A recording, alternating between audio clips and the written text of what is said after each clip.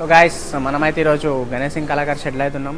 So వెనకాల చూస్తారు కదా, ఈ వినాయకుడు అయితే మనకి 2024లా వచ్చేసి వినాయకుడు అయితే హైలైట్ అనమాట. ఎందుకంటే చాలా అంటే చాలా హ్యూజ్ ఉంది వినాయకుడు.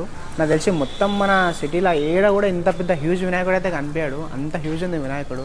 అండ్ వినాయకుడు గంభీరత్వం చూసుకుంటే మాత్రం అసలు చాలా అంటే చాలా గంభీరంగా ఉంది వినాయకుడు.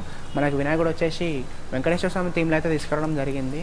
అండ్ ఇక్కడ మనకి చూసుకుంటే వినాయకుడి పైన డిజైన్ అయితే మనకి లక్ష్మీదేవతను అయితే ఎక్కువ హైలైట్ చేయడం జరిగింది.